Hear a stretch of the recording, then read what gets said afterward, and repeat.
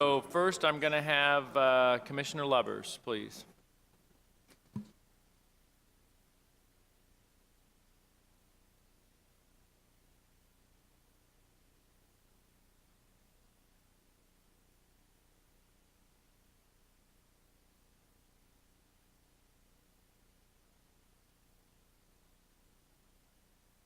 That we partner with. As you will recognize, and as Chairman Mishler mentioned, Alicia Nafziger is here with us today, a familiar face to many of you from her time in the House working on budget issues. And while she's relatively new to the Commission as our Associate Commissioner and Chief Financial Officer, she is well versed in the issues related to our budget requests and definitely hit the ground running. So we're going to sort of tag team this presentation today. I'm going to provide a little bit of information at the beginning about the context for our recommendations and the rationale behind that, and then Alicia will dig down a little more deeply on those particular funding levels. As you know, we actually come to you having heard from each of the institutions themselves over the course of the last several months about their requests, which they will then bring to you following our presentation today. It's important when you think about how we fund higher education, of which it's about $2 billion a year, that you think about the rationale behind the recommendations that we have. And they really stem from our strategic plan, our first strategic plan was in 2008. We currently operate under a plan called Reaching Higher, Delivering Value. It's clear that every issue related to Commission for Higher Education's work and our partner organizations, and most importantly, the students who go into those institutions, it's really about value. And when you think about value, we think about it in a broad way. So it's not just how much does it cost, but how long does it take you to finish, and do you finish, and do you get a job that has value in the workplace? And all of those things direct our strategic plan. So we had three guiding principles that have actually been at the center of our last two strategic plans, and it was to build a student-centered, mission-driven, workforce-aligned system of higher education. In some ways, that flipped the traditional model to what we have always thought about, which is how do institutions operate, to how do institutions serve students. But we are quick to acknowledge that our institutions look very different, and the students they serve look different, and so their missions are important as well. And then all of this is really aligned to benefit the individual when they go out and get a job and a meaningful career, and the employers who need those people, and really changing a culture of a state where education beyond high school has become more important than ever. In our strategic plan, we really focus on completion, knowing that while access is very important, you can't have the benefit of a higher education degree or credential if you don't access higher education, but that was never meant to be the ultimate prize. It was to get students across the finish line and to get them to complete. So we remain very focused on completion. We're focused on what we call competency. How do we know what students have actually learned when they are a part of higher education? And how do we measure that in terms of academic quality and learning? And then how do those two factors impact the careers and the kinds of jobs that people are getting? So behind all of that, as we think about our strategic plan and our metrics, we have an overarching philosophy of paying for what we value. And you will hear in our presentation today that we are looking at how we fund our institutions based on what we value. And that really drives the question, then, what do we value in higher education, and how do we align our performance funding formula and our other items, as you look at the pie chart, all of the elements that comprise that $2 billion in higher education. We were early adopters and have been leaders in the country in performance funding for higher education, really aligning our metrics and our funding together. And increasingly, since the Commission was given the responsibility by the legislature to be responsible for the distribution of financial aid as well, we've converted our financial aid programs to more earned benefit programs. They are need-based programs, but there are elements that you have to show in order to receive financial aid and continue to receive financial aid. So paying for what we value is front and center at the Commission and will be a part of our recommendations. And in acknowledgement of our limited time, I'll turn to Alicia to start going through the major elements of higher education funding. So just to piggyback off of what the Commissioner was saying, we wanted to give you guys just a little overview of the investment and return in higher education, go over the performance funding formula, and then the different parts of higher education funding, as well as ending with our recommendations. So in terms of the investment, we wanted to take a look at tuition. Here you'll see this is just public institutions 4-year versus a nation, and Indiana versus a nation. According to College Board, tuition and fee increases at Indiana's 4-year public institutions were 6th lowest in the nation over a 6-year or a 10-year time period. And then I think it's important to mention, when you mentioned 10 years, it was 9 years ago that you gave the responsibility for the commission to set non-binding targets for tuition and fees. So actually, in that decade is when you've seen those significant changes. yeah, and this slide shows it as well. 2009 was really the first year that the commission was required to make those non-binding tuition and fee recommendations. And you can see that over this 10-year period, the average annual increase in state tuition and fees has decreased, and it's been around 2% per year over the last few years, as you can see on this slide. So it's definitely had an impact on the cost of tuition. And then on to the return. So here, this is the percent of graduates entering the workforce who've received state aid. About a third of Indiana public graduates who entered the workforce have actually benefited from a financial state aid program. And we know that of these students, about 75% of them that have received state aid stay within the state in the first year of graduating.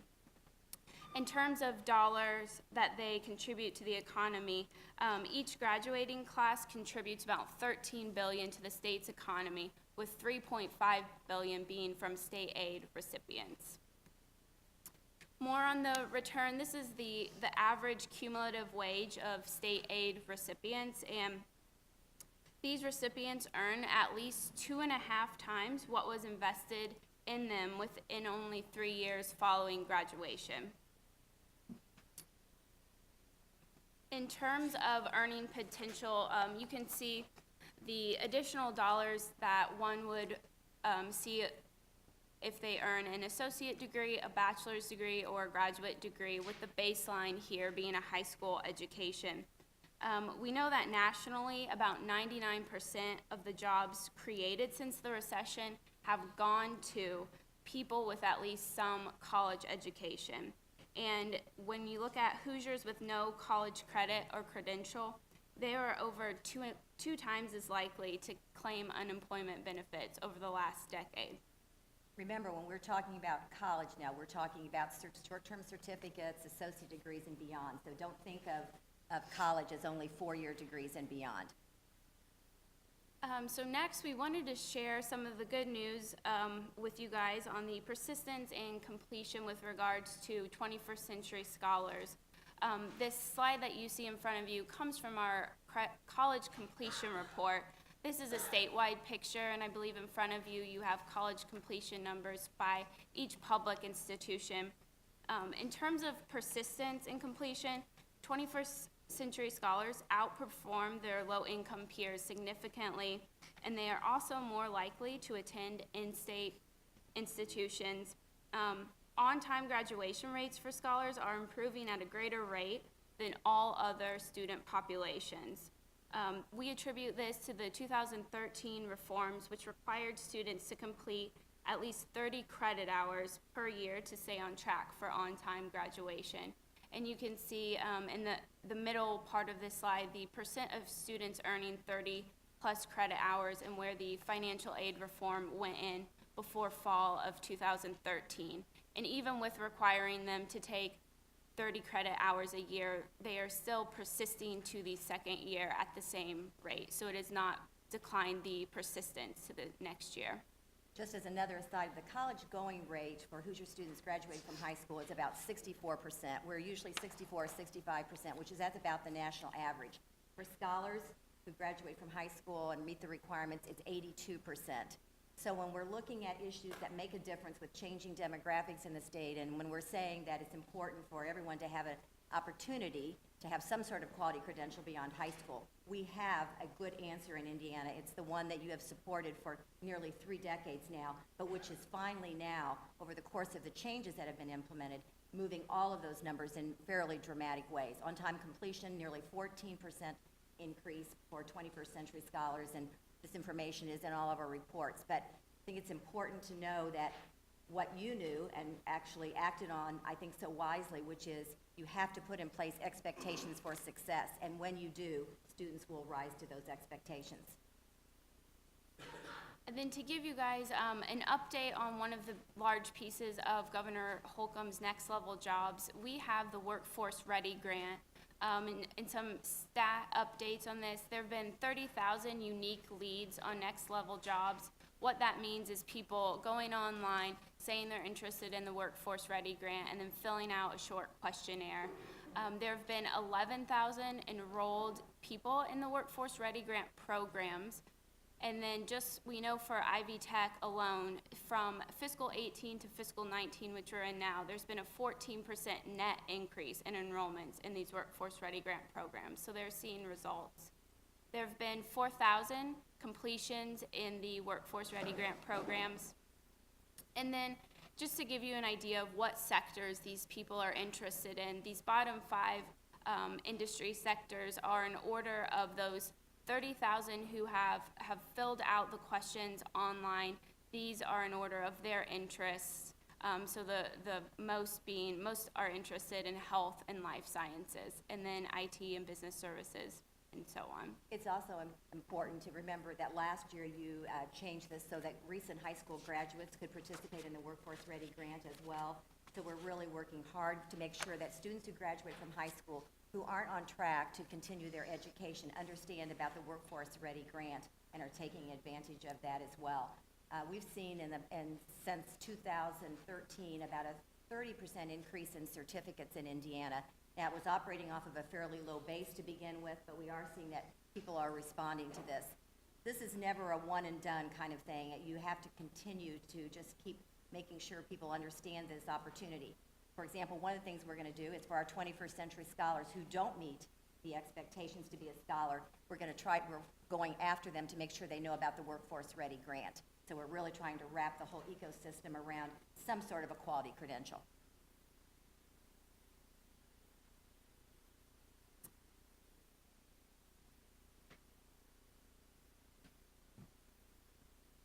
Sorry, I didn't notice that we're going to go back and we're going to see this slide again. Can you go back one slide? Can I make sure I understand the data on the slide better? Because I will tell you, I'm not sure I follow it. So can you just kind of walk me through when you say that the students in the left column are students who participate in the 21st Century Scholars? Those in the left column in the center are the participants in the Scholar Program. Above those are just minority students in general, and then under that is other low-income students, so they would not be participating in 21st Century Scholar Program. Gotcha. All right, thank you. And what we're finding out is for our low-income and minority students who aren't scholars, we're not making any progress with them. And then on to performance funding metrics. We first wanted to give you a look at what the FTE enrollment is. This includes all of the public institutions. And as you can see here, enrollment for Ivy Tech is declining. This is largely a function of a better economy. So as the economy improves, enrollment at the two-year institutions tend to decline. And this slide shows you, because Ivy Tech is such a large institution and an outlier, more closely what the enrollments for the other public institutions are doing. They remain relatively flat to slightly declining.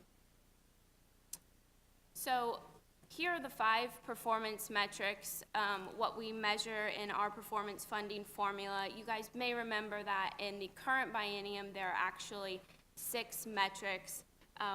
Starting in the summer, fall of last year, we reviewed the performance funding formula, worked with the institutions, and did our own analysis of the formula and have made some changes. So the changes that we've made are incorporated in the formula and reflect the operating increases and that we will be asking for. So a couple of the highlights on the changes that were made: we removed the remediation metric from the formula. You'll see that there is a STEM degree completion. That was formerly the high impact degree completion, which was only available to research institutions. Now this STEM degree completion, it's degrees or credentials, but it applies to all public institutions. We've adjusted the awards for stackable credentials, so now if a student earns multiple credentials in 1 year under the formula, they'll only be awarded for the highest credential in that zip code, or essentially area of study. We've added a 90 credit hour benchmark under persistence. This mirrors the 45-hour benchmark that was already in there for 2-year institutions.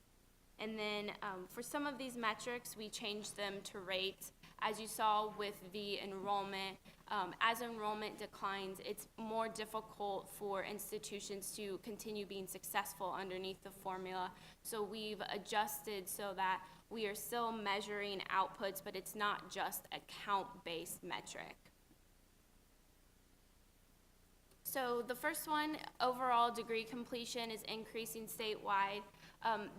What you'll see, the numbers that you see here, it's a 5-year % increase. So we're measuring the 16-17 academic year to the 11-12 academic year. And completion for 1-year certificates has grown exponentially. On this slide, you'll see that the master's degrees is down, and it is down in a couple of the other metrics. Many of the institutions have said that they think that is in large part due to a better economy. On-time graduation rates increasing statewide. This is really great news. For the second consecutive biennia, we've had increases in on-time completion at each of the 15 campuses. And actually, 2 of those campuses, Purdue, West Lafayette, and then Purdue Northwest, saw double-digit increases in on-time completion. Then here, the at-risk and STEM degree completion, it's increasing statewide as well. At-risk students are those who are Pell eligible.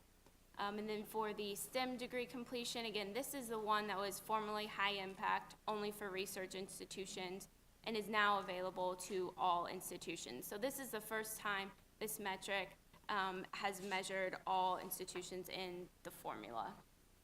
We called it high impact before, but we're trying to align sort of what the governor's focus on STEM and your focus on STEM, so the high impact was converted to STEM. And then the last one, the statewide persistence benchmarks, those are also increasing statewide, and we're seeing success rates in every category here. And again, we, for the first time, added that 90 credit hours, which is the last one on the chart on this graph, which mirrors the 45 credit hour persistence benchmark. So statewide, in all of the performance funding metrics, we are seeing increases, and they are improving under the metrics. Any questions about performance funding?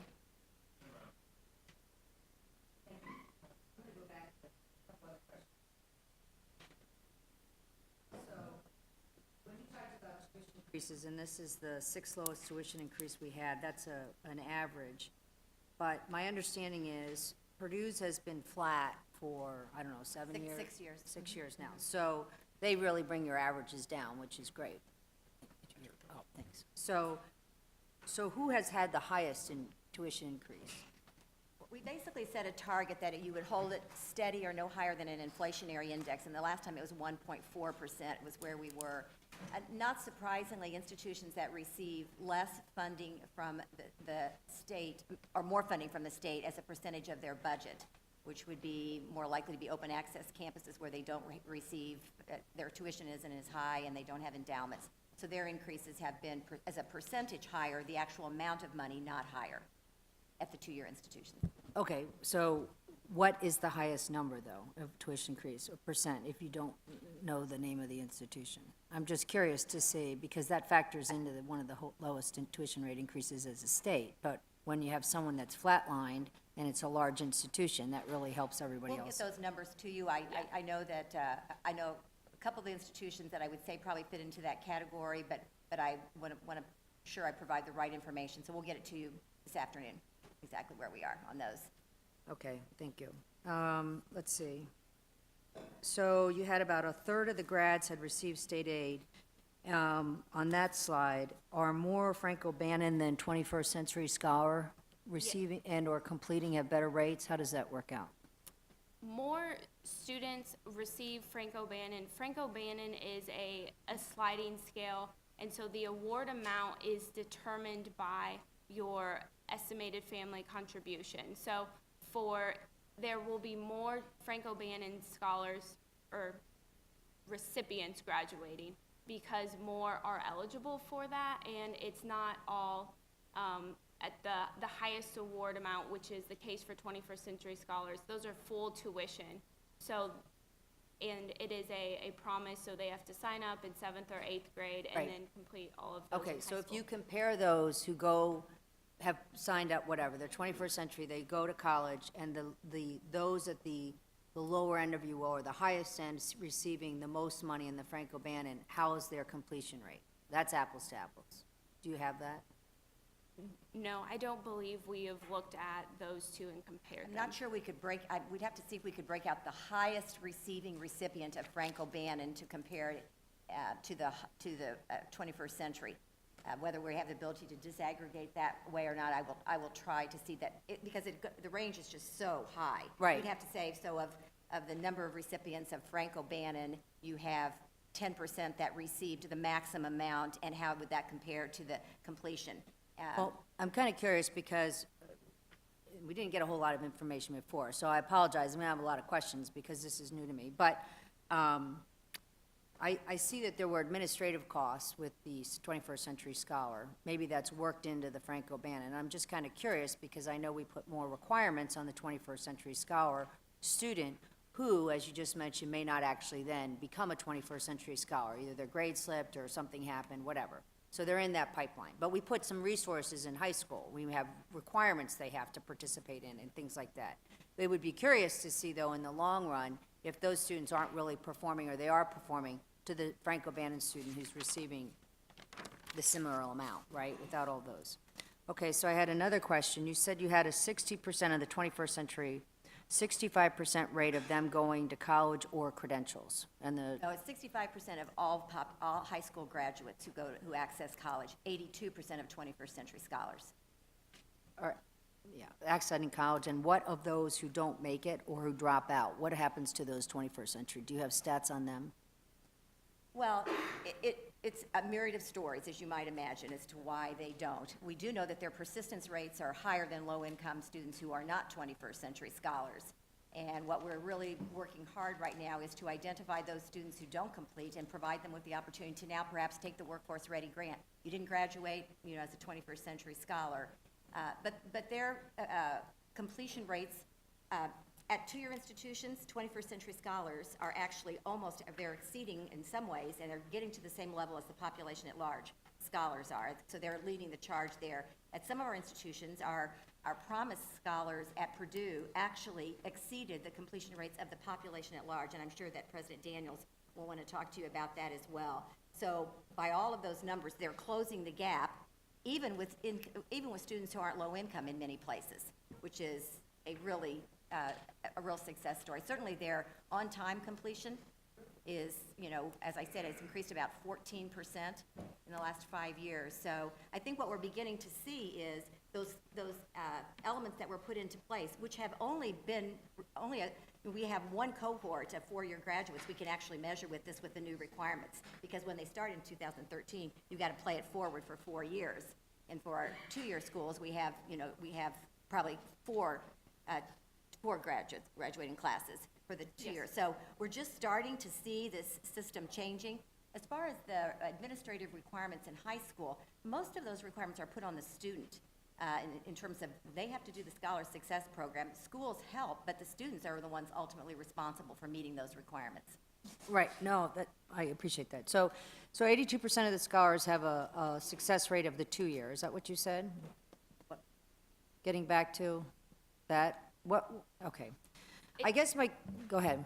It's of the scholars who are eligible to use 21st when they graduate, 82% go on and use the award. Okay, so that was my point. So I do appreciate, I know Purdue has the highest rate, but there's still a pretty high failure rate. And so I've looked at staying after 2 years, the retention, and also is your on time, is it 4 or 6 years you're talking about? On time is 4 years for 4-year and 2-year for 2-year. Okay.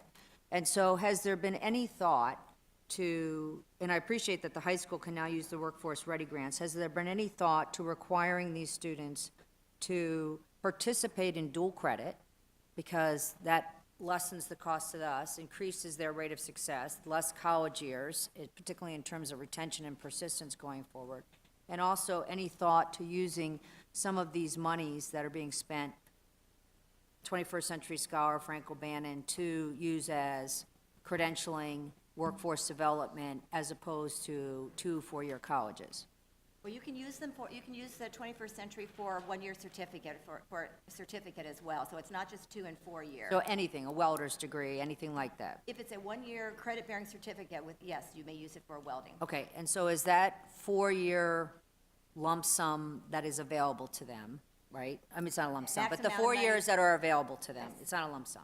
Is that 4 years available to them only in 4 years? And because we know they're stretching their time out, is there thought to almost making a college savings account that carries with them and they can tap into it, knowing that people move in and out? Although we don't track them, it sounds like, which is a whole nother issue, but is that ever been a consideration? I go and get a 1-year credential, whatever that is, after I graduate from high school. I'm not ready for college, I'm eligible to access all these funds. A year or 2 later, I've worked, I've saved some money, I think I want to do something else. Can I tap into? But you have to use the 21st Century Scholars Program. You have to begin within 1 year after graduation, and you have a maximum of 4 years. So you really. Okay, so you that wouldn't was be my able to- point. Has yeah. there ever been any thought to sort of, I mean, because otherwise they're just coming back for the workforce development, right? Or something else later on. We're just mixing monies here, but, okay, forget it. Well, I Obviously- think the challenge would be, we'd probably have to do the fiscal analysis to find out what the cost would be. I think it would be, probably fairly significant to actually extend their availability to get 1 credential and then to get multiple credentials beyond that. But, it's, Except we're giving them workforce development 5 years later anyway, right? So I don't know if there's going to be more of a cost, we're just taking the money from well, another pot. the Workforce Ready grant is all predicated on the fact that you can pay for that with Pell dollars. So we're essentially paying for, your Pell dollars will cover the cost of a Workforce Ready grant, essentially. Right, I didn't mean your workforce ready grants, I meant like out of DWD, all other sorts of workforce development. We're spending money elsewhere to train people up anyway, and if they're within that range, maybe we should consider these dollars to be more fluid. Senator Brown, can we move on? We only have 30 minutes per presenter, and we're at 30 minutes already. So if there's specific questions, you feel free to set up meetings with the presenters or, all right, thank you. So on to Indiana's higher education budget. This is just a timeline of our process in reviewing the formula, making recommendations. And then as the commissioner already mentioned at the beginning, these were our goals for our budget recommendation. Here's just a refresher of the different components of the higher education budget. As you can see, operating is the largest piece of that, and that is the piece that is, of course, affected by the performance funding formula. After operating, the second largest piece is the state financial aid, followed by debt service, which is capital. And then this just gives you kind of a background of all of the different components that are in the higher ed budget pie chart. In terms of state general fund appropriations versus higher ed appropriations, you can see that in fiscal year 2011, the percent of the total general fund appropriations that went to higher ed was about 12.6%, And then now, it's fluctuated over the years, and in 2009, it's about 12.2%. On to our CHE budget recommendations. So as the commissioner mentioned in the beginning, we are still advocating for increasing the performance funding percentage. Our recommendation is for 7% performance funding in fiscal '20 with 2.5% new funding, and then 8% performance funding in fiscal year '21 with 4% new funding. And that's 4% over 19, so actually 1.5% over FY '20. This was our same recommendation we had when we came to you the last budget cycle.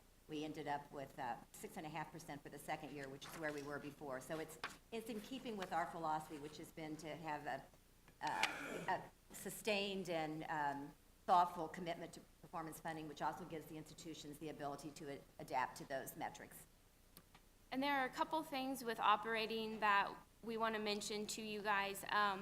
We have rolled 5 of the line items that were new in the current biennium into the operating base for Purdue, ISU, and USI. We've also separated the Purdue College of Veterinary Medicine into its own operating line item, which is now the way that the IU School of Medicine and Dentistry works. It's separate from IU's operating. And once that Purdue College of Vet Medicine is separated, then it would not be subject to performance funding, as IU School of Medicine and Dentistry is not subject to performance funding. And that's about $17.6 million taken out from the Purdue West Lafayette base. For line items, we're recommending to fund only the previously existing line items with a 2.5% increase. And again, that's a flat 2.5, but it matches what our recommendation is in the first year for performance funding. And we're also recommending to continue funding dual credit at $50 per credit hour. Remember, where are we at now with performance funding? You're asking for 7 and 8. What are we now? 6.5. 6.5. The second year of the biennium, we were at 6.5. Thanks. For our capital recommendation, so we've looked through all of the recommendations for capital projects submitted to us by institution. We really focused on updating the existing buildings on campuses and wanting to recommend and have the state invest in projects that are housing programs at the institutions that are important to the future of Indiana's economy. And so here we have recommended, it turns out the first priority for each of the institutions, but there are a couple things I would like to point out with that. First, IU, their recommendation, or their capital project request, which you'll hear about later, their number one priority was $124 million. We are recommending that number one priority be funded at $62 million, which is on par with Purdue's priority number one, as well as Ball State's. You'll also notice both Purdue and USI are putting in additional dollars on top of what we are recommending the project be funded at. So for Purdue, that's an additional $20 million in gift funds, and for USI, that's an additional $3 million from a local partnership. All of these, with the exception of Vincennes, we're recommending that they be funded through debt service or fee replacement beginning in the second year of the biennium, so that's fiscal '21. For Vincennes, their projects are a little smaller and more technical in nature, and so we are recommending that those be cash funded. The only project that we're recommending be funded in the first year, so in '20, is an electrical substation on the Vincennes campus. They've already had power outages with that, and we think it's more, it's something that needs attention in a more timely manner than waiting for the second year of the biennium. And then when we're making our CHE recommendations, it's very important to our commission members that we look at the statewide debt ratio. And just to give you guys an idea of how we come up with this number, so it is the fee replacement appropriation divided by the fee replacement plus the state operating appropriation.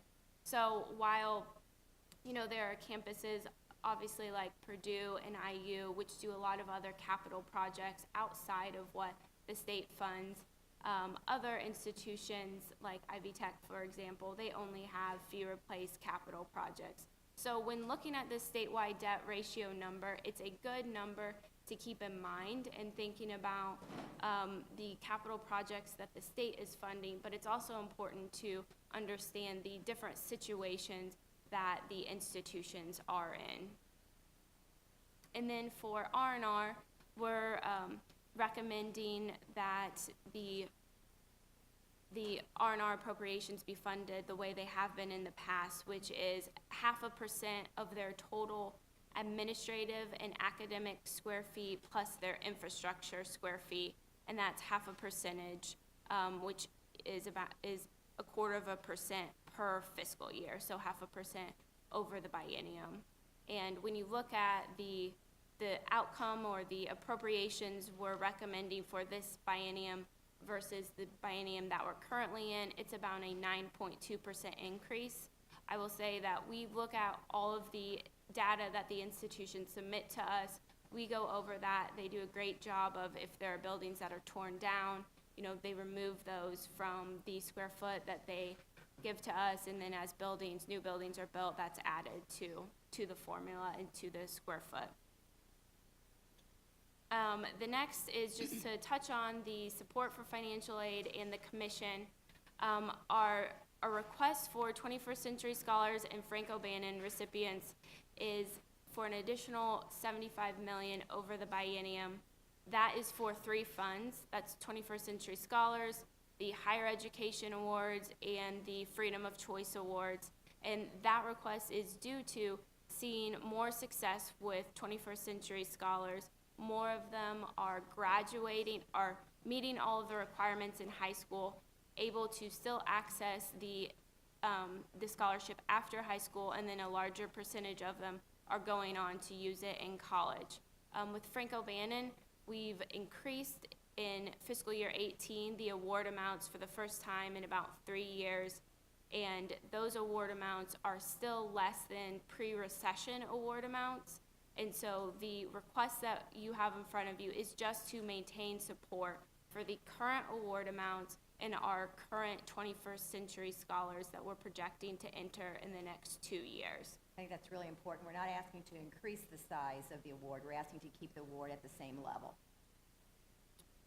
And then for the next one, financial aid for military public safety officers. This is more of a function of what we are estimating people who are using the scholarship. There's not much control we have over this scholarship, but if they are eligible, they receive the scholarship, and we're asking for $31 million per fiscal year, and that's at a current $28 million appropriation. The next two, the Next Generation Hoosier Educators, as well as the Graduate Medical Education Board, both of those are new programs that were started by the legislature in the last couple of bienniums, and our request for appropriation is a function of those programs growing. For example, Next Generation Hoosier Educators, that was originally funded from $10 million in tax amnesty. In this upcoming biennium, we will be using up that what's remaining from that $10 million. So our request for Next Gen is to continue funding, if the legislature so chooses, the program with 4 cohorts. I think, once again, I want to emphasize that these are 2 programs that the legislature directed the Commission for Higher Education to run. We are running that program as the statute requires, so there is no discretion on our part about the money. It is simply implementing those programs as they were designed. And then the Graduate Medical Education Board, that is to increase residency slots in Indiana to keep more doctors in the state. That's funded from tobacco master settlement funds, and they are requesting a $1.5 million increase per fiscal year for that. The last one on here is for the commission. We have a software system. It's called the Submission System. CHEDS is how it's referred. This system was built in-house by someone on CHE staff many years ago. The system keeps it keeps finance data. It keeps all of the data that supplies information for our reports that you see, as well as academic affairs program. All of these things are very interconnected, and the system was never built to contemplate all of the changes that have been happening recently in higher ed, being the breaking up of campuses, like with IPFW, the merging of campuses for Purdue Northwest. And so it's very difficult to keep this system running with all of these pieces. And we spend a lot of time ensuring that the integrity of the system is maintained, so that we are producing data that is accurate. And then, you know, many of you are familiar with the finance spreadsheet that we put out with our recommendations. This has been affected by our submission system. So our request for funding for this program is for new software, so that we can transfer what we currently have to the new software, and then it will be able to, as higher ed changes, we will be able to make changes to that system and ensure that the data that we are putting out is accurate, and it won't take as much time for all different people at the commission to ensure that, you know, double checking, making sure that all the data is correct. And so that is $1 million over the biennium is what we're requesting, and that's based on an RFI that we put out in October and the responses that we received back from it. And it's also equal to the software system we have for ScholarTrack, which maintains our financial aid programs. It was about $1 million for that software system as well. And then this last slide just shows you all the different pieces of higher ed, and then how that compares to FY19 funding. I think we've probably taken a little bit more than our time, but we appreciate the opportunity. Mr. Chairman, if you'd like us to take questions, we'd be happy to do that, but if you'd like to move on, we understand that as well. Please know that we are available at any time to meet with any of you, and we are planning to meet with all the members of the finance committees and the education committees to continue to show this concept of return on investment for your investment in higher education, and we're available to meet with you at any time.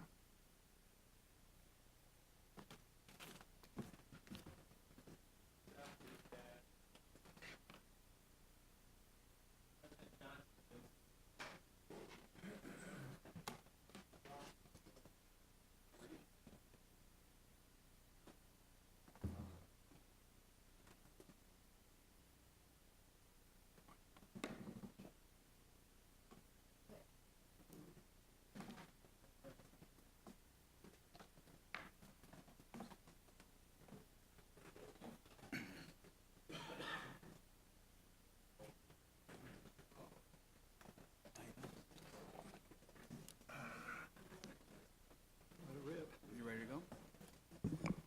Whenever you're ready, Senator. Okay, well, we're ready and raring to go here this morning. Thank you all for taking the time to be with us this morning. We certainly appreciate this opportunity to talk about some of the great things that Vincennes University is doing for our state. As you know, we have budget books, I believe, that have some of the details that we can provide, we can refer to, and the executive summary of the budget book, I think, gives you a good overview of our presentation. This is a picture of our Indiana Center for Applied Technology located on the Vincennes campus. It is an example of how Vincennes University is leading the way in workforce development throughout our state. It is the most productive center of its type in our system. Provides training in a lot of the key manufacturing sectors, including robotics and industrial maintenance, as well as machining and CNC programming. It is also an example of VU's commitment to quality. This facility has millions of dollars worth of equipment that must be kept up to date, maintained, and provides the latest in technology for our students and the employees of our partner institutions to be able to have the best training. It is also an example of how VU is blurring lines between training and education, as these individuals who pursue the training, in many cases, earn certifications that are allowing them to go immediately to work, but also allow them to have stackability into an associate degree or eventually on to a baccalaureate program. And it is a mix of short course and longer course programs that we offer here, for-credit and non-credit programs.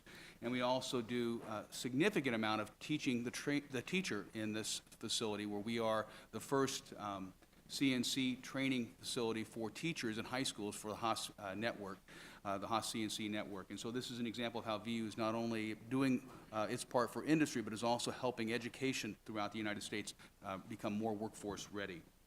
The next slide shows our examples of our, that's the slide there. Thank you. That's the best way to do it. Next slide. This is an example of some of our key industry partnerships where we are working directly with employers to address existing and future workforce needs that they have. These are key sectors like advanced manufacturing, precision agriculture, diesel technology, and aviation are the main areas that VU is working in.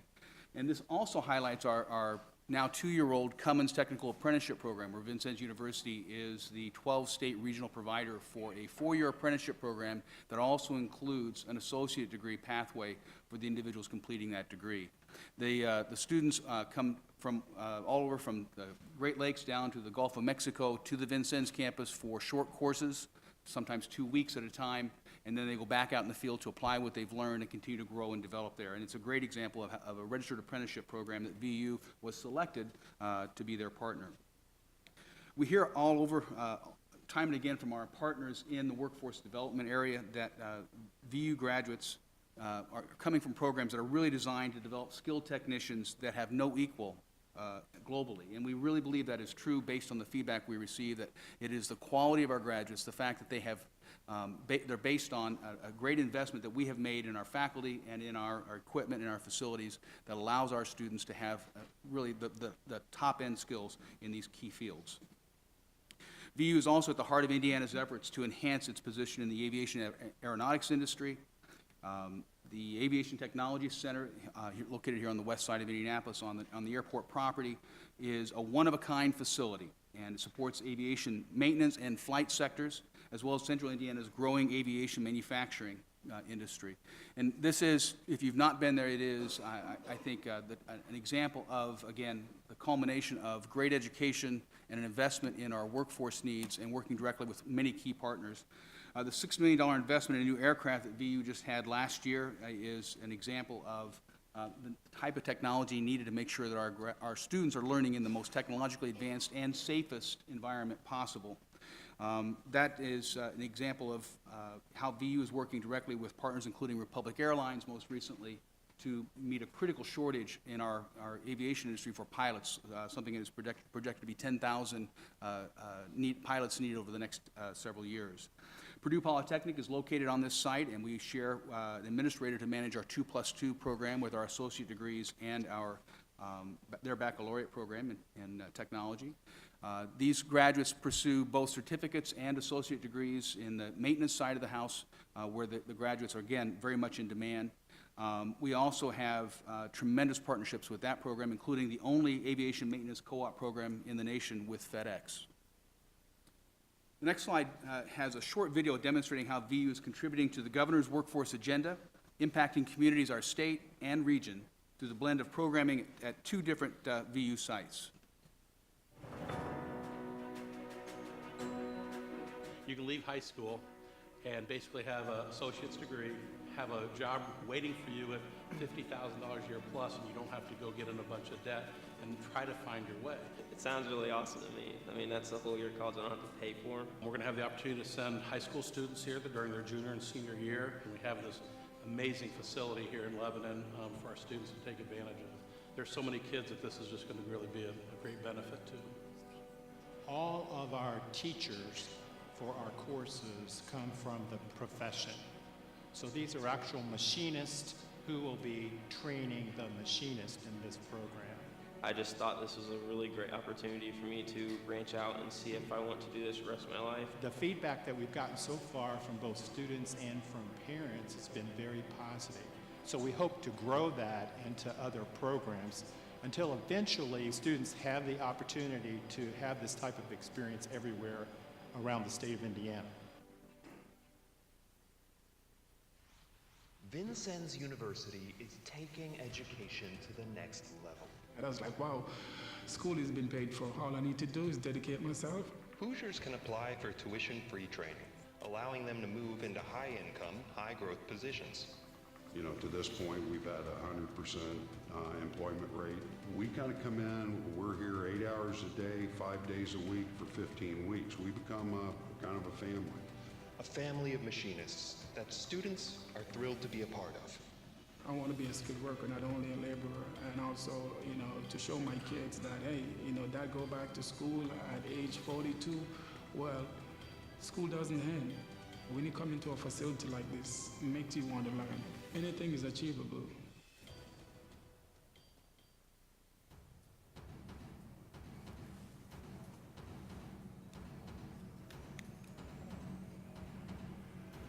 The Vincennes University Gibson County Center for Advanced Manufacturing and Logistics provides over 100,000 square feet of training space focused on providing quality training in the fields of manufacturing, mining, law enforcement, and safety training.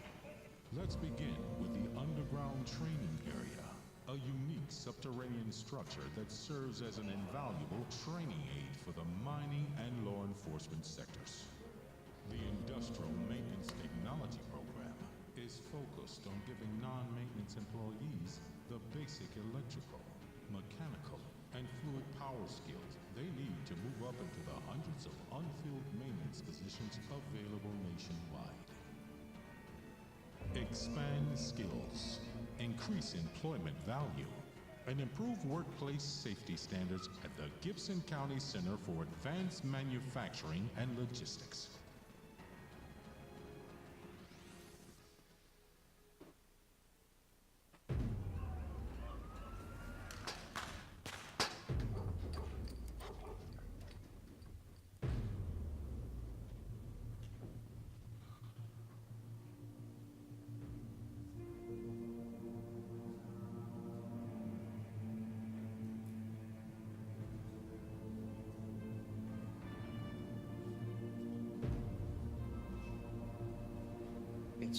It's a perfect facility. What they're doing is they're clearing rooms, which means looking for bad guys. They are working as a team to build a team atmosphere behind it. The place is so fluid, it can be changed in a matter of minutes. There are countless scenarios that you could run in here. You could do traffic stops in light and dark. You could do different types of rooms, whether it be classroom, you could consider it a warehouse setting, you could consider it home settings. We never know quite what we're walking into, and so it's very important to train in a lot of different environments.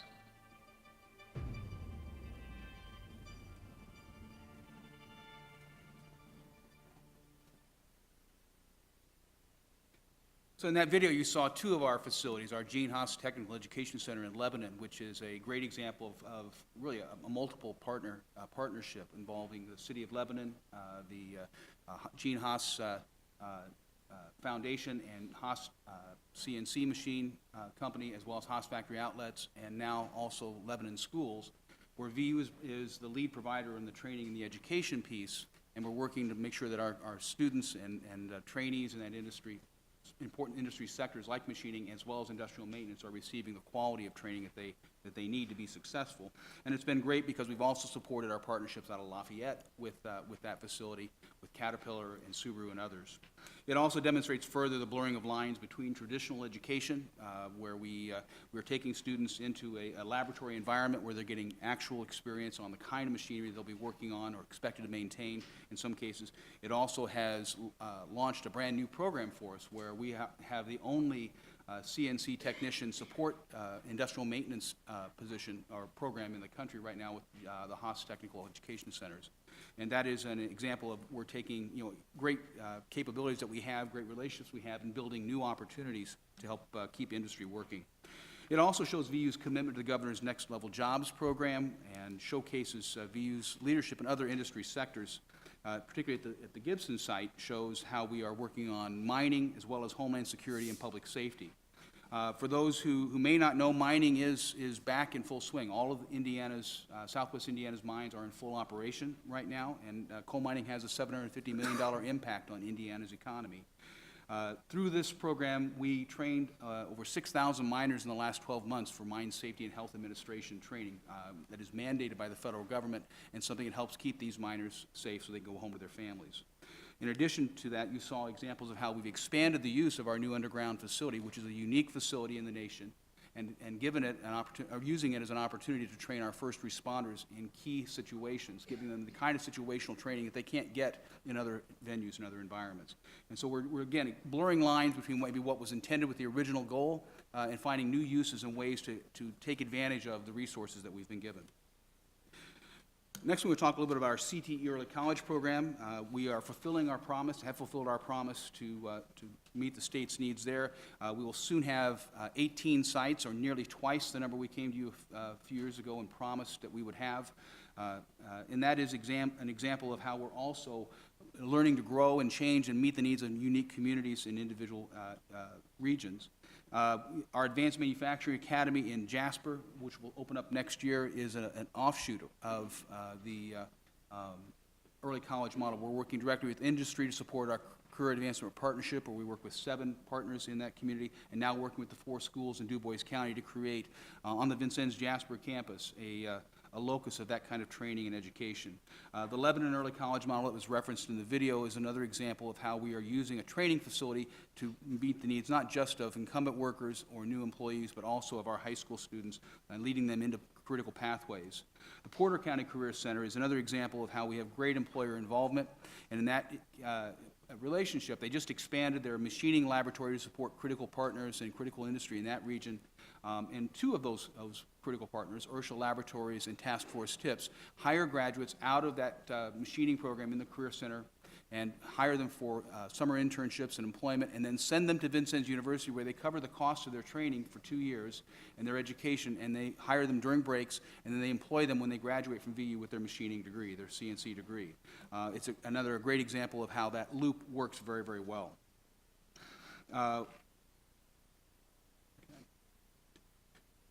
One thing VU can't waver on in all of our efforts to be nimble and to focus on critical needs is on the quality of the education that we provide, and particularly in the training in some of these key areas. And that is why we use the same curriculum, the same faculty requirements, credentials that are in any of our early college sites we use in any other Vincennes University site, so that we're teaching students the exact same thing to the exact same standards that we would in any location where we're teaching.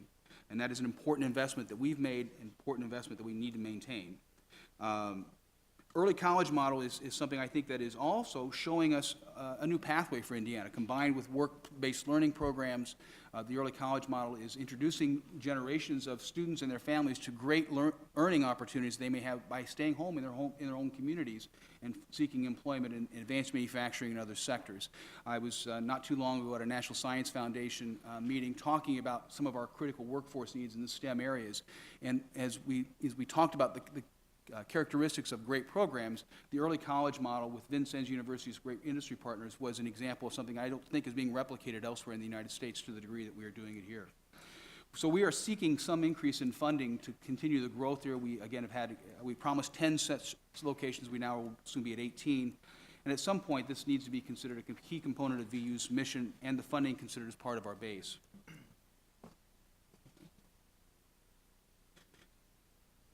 Another thing it's important for us to keep in mind is that we should not look at career and technical education or certificates or even associate degrees as either-or decisions that have to be made between that and getting a bachelor's degree. And one of the great things about our programs is the stackability, and that is because of the quality of the training that we provide, it's because of the lining up of the program requirements that we have, our great relationships with some key universities in Indiana and beyond. And work-based learning is a critical factor as well. We want to make sure that we are continuing to build on those great partnerships that we have so that we can stack certificates into work-based learning models and associate degree programs that can then stack into bachelor's programs. And as I've said in other locations, sometimes I think we tend to give students and parents this notion that I can go into the workforce or I can go on and get a bachelor's degree. And it's never really been an either-or choice, but I think we frame the problem as if you don't get that bachelor's degree at 22, you're not going to college, and you're not going to be as successful. And I think we see many, many opportunities for individuals to work while they're going to school, get a great education, save on that education, not go into debt, get a degree, and then go on and get a degree perhaps part-time that their employer will help support them to get, or they can get other funds to support them. And so what if they're 29 or 30 years old when they get that bachelor's degree with that 10 or 12 years of experience that they've had earning for their family? Career and technical education isn't the only area where VU's partnerships are helping deliver accessible and affordable education. Certainly our partnerships with our 4-year and 2-year partners in the state of Indiana, our other educations, create, I think, great pathways for Hoosiers to find an affordable degree path.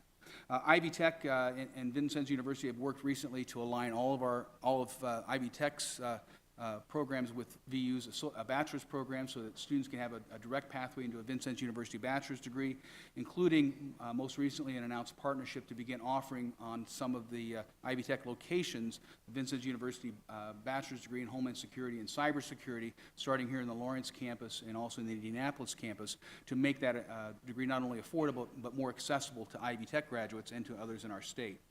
Articulation agreements with our 4-year partners include many direct pathways for Hoosier families to save thousands of dollars by starting at Vincennes University and still earn that baccalaureate degree at a great university. An example that we're quite proud of is our direct admission programs with Purdue University, particularly in engineering, where a student can come to VU, earn a bachelor's or an associate degree in a pre-engineering discipline in any of 14 different areas, and they will have the opportunity then to be directly admitted in West Lafayette as a junior as long as they meet the academic requirements. Each area has different requirements. Many of them just require a B average or better with that associate degree completed at VU to be guaranteed a seat as a junior in West Lafayette. We've had a long-standing relationship with Purdue in agriculture and also with Purdue Polytechnic, which offers degrees on Vincennes campus and at our Aviation Technology Center. And most recently, as part of our new facility to support precision ag and diesel technology and the expansion there, Purdue University will occupy a new food security laboratory that is spawning new programmatic opportunities for Vincennes.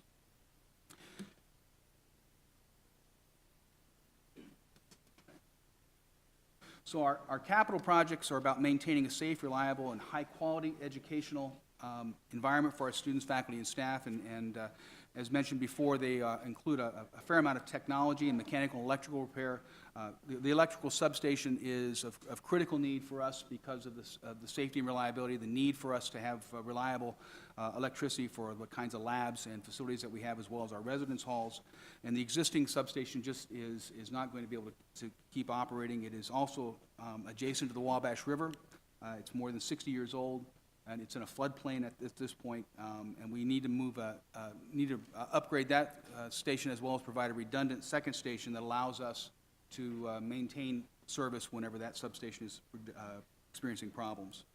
Project 2 is about maintaining an appropriate environment in 2 of our facilities, our Humanities Center, which is now going on 50 years old, and the Summers Center. Both of these are core areas for us, but the majority of the work, as you can see, is on mechanical, electrical, to try to upgrade those for cost savings and efficiency, as well as provide a safe and comfortable learning environment. And VU has been very fortunate that our recent capital requests have been modest enough so as to do cash funding, and this is the case as well for the recommendation from the Commissioner for Higher Education, and so that is saving the state money in these cases. So our summary of our budget request reflects VU's commitment to and success in delivering on the Commission for Higher Education and the state's goals, provides for continued momentum in our critical early college program in career and technical education, and that VU is a big part of Indiana's dual credit effort, which the Commission's own report demonstrates has a great return on investment for Indiana and our taxpayers. So VU's made tremendous efforts and investments along the way with our technology, with our investment in quality programming, and we ask for your help to continue that great success that we've had and help our state grow with us. I think if you look at some of the fields that we are directly involved in, they align very closely with the state's critical needs. Logistics. Most recently, the town of Plainfield voted to make a second investment in the VU partnership that we have there in our logistics training center. Will be part of the new Plainfield Career Center. We'll be rolling out a new program in industrial maintenance for the logistics and warehousing facilities that are serviced out there. Advanced manufacturing, everything from incumbent training to next-level jobs to Department of Corrections training that we've done, Career and Tech Early College, and our work-based learning programs with partners like Toyota and Subaru and many others are important for us. Mining, VU is a critical part of keeping our miners safe in the state and supports a key industry that is thriving right now in the state. Aviation is an area that, again, Vincennes University is at the core with our strong programs in flight and in maintenance and with our new partnerships with industry and existing partnerships. Robotics is important for us, and we have continued to invest in that for our manufacturing and other critical sectors, including in new partnerships in defense. And then diesel technology with our John Deere and Cummins partnerships, where Vincennes University, again, is I think, leading the way for those critical middle skills types of roles. So, and with that, I guess we will entertain any questions you might have. We caught you back up. We caught you back up. Close, yes. Okay. All right.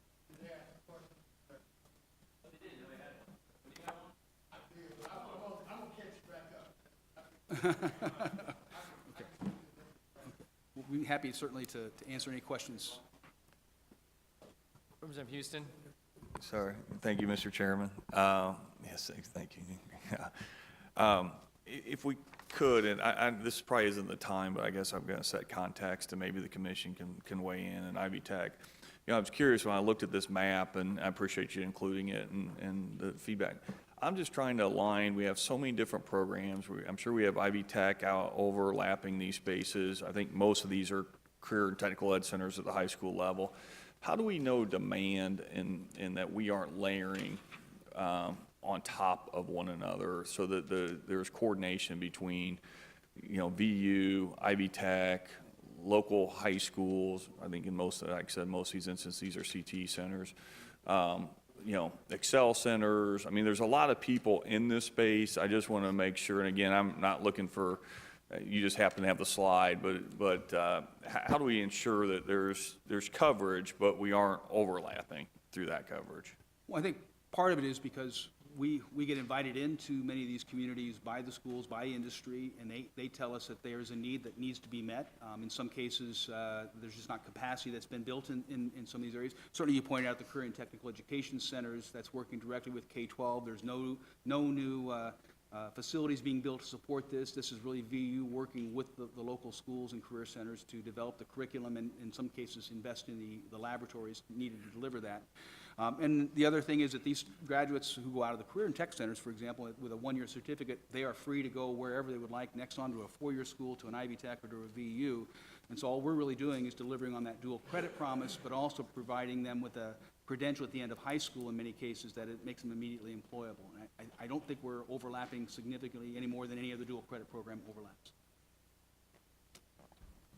In the interest of time, we're just going to reach out to you and request some additional numbers. So thank you. Thank you. Next, we have President Elsperman, Ivy Tech. Well, VU caught you up. I don't promise to catch you up more, but we'll keep it to the 30. And do we have the strategic? We're going to pass out, if you don't mind, the strategic plans, just so you have them as a backdrop to much of this presentation.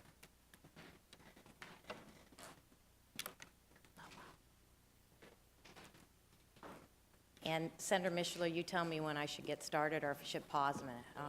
All right. Well, thank you so much for letting us join you today. The strategic plan was completed a year ago. Now it was adopted by the State Board in December of last year. We adopted it, formally launched it in January. So you have a document that really underlies the transformation that Ivy Tech is making and as we look forward. And I want to begin by saying thank you. Thank you for the great support to Ivy Tech, but maybe even before I begin this, I'm going to answer Representative Houston's question with Vincennes.